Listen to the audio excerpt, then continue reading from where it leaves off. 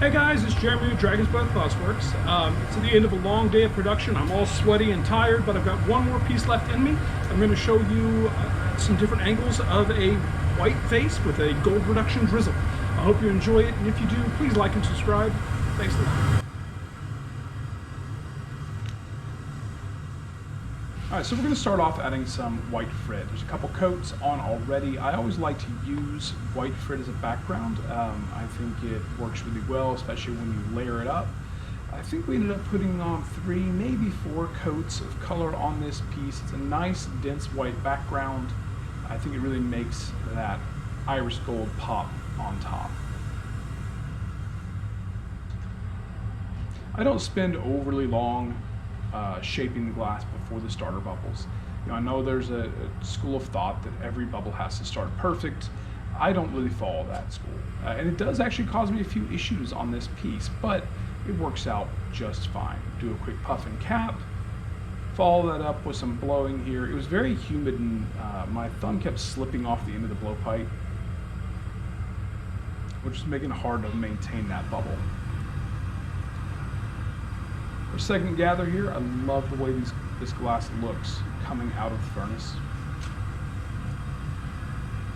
I'm letting some of that extra drip back into the furnace. I didn't want to make a giant piece here. I definitely prefer paper over blocking.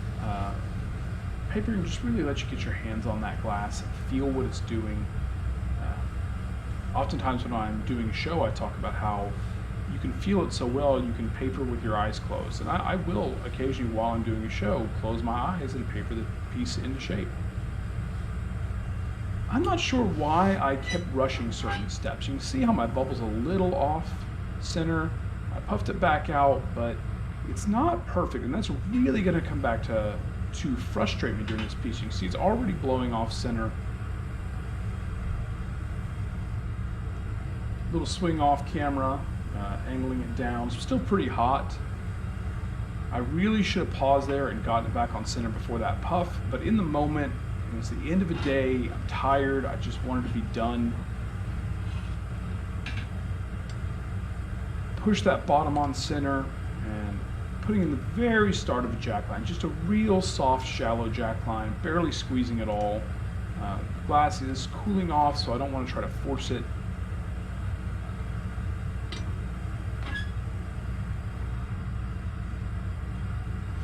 So I decided to go ahead and move on and add the wrap, 2 coats of the iris gold. I only show 1 on camera, but we did do 2. I took a flash right before bringing the bit and laying this on.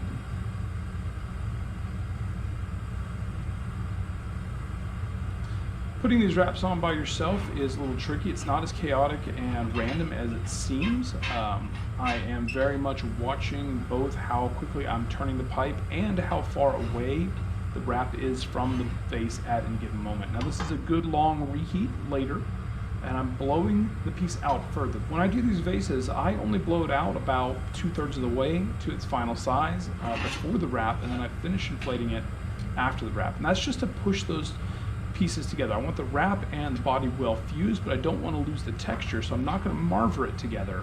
I will puff it until they fuse together. Swing to stretch it out just a little bit more. At this point, I think I have decided that it's just a little off center. I need to pull it further. And then, so usually what I'll do in that situation is I'll give it a good hard swing and then puff it right before I drop the foot.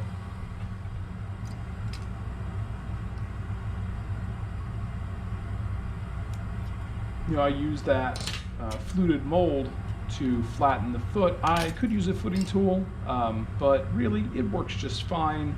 I'm only briefly in contact, and I don't do a lot of footed pieces back to back, so I'm not overly worried about it overheating. As you can see there, that shape, it's a little off center, but we're going to fix that in the end. Right now I'm just trying to get the foot flat, pressing everything into shape. I'll use the paddle just to finish it up. One more quick adjustment just to make sure everything's nice and flat. Looking down those blades, make sure they're riding smooth along the foot.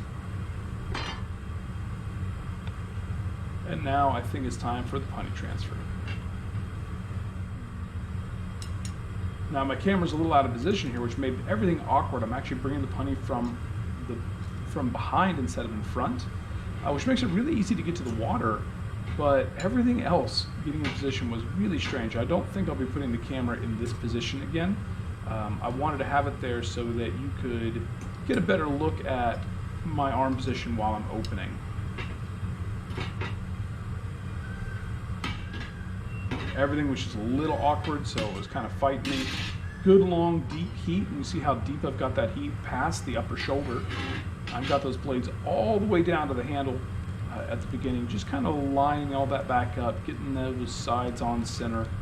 Now I know I'm going to sling this even before I really made it, but I like to try to have things relatively centered before I move on to that flare. Unless I'm looking for extreme asymmetry, I really do like to have some, at least some straightness to it.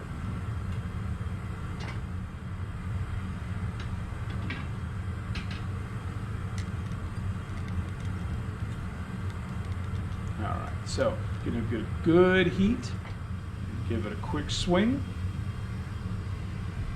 Now I'm always turning even while I'm swinging. It's because if while I'm slinging that I'm not turning the pipe, those sides will fold back together, and instead of getting a nice ruffle, you'll get these folded, pinched edges. So I was happy with the sling. Final step is for reduction. You can see me over there, I choked down the venturi, choked off the airflow. See those flames, that real gassy flame coming out of the furnace. And there's just the very start of reduction. Hit it one more time. I usually take 2 or 3 times to make sure that it's nice and reduced. I feel like there was a little too much reduction on that last one. It was a little gray, not shiny gold. You can see some of that near the bottom. So I reset the venturi, took another heat there. That's a much better color.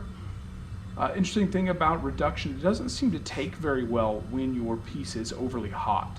And so you're better off taking 2 or 3 heats to get your reduction than trying to do it in one. But when done right, you end up with a really nice piece. This is actually a lot shinier in person than it looks on camera. So after a good long annealing cycle, go ahead and pull that out, brush off any fracks from the annealer, and we'll let you see it. And there we have the finished piece. I was really happy with the way this one turned out. It is nice and clean and straight, you know, taper on the sides.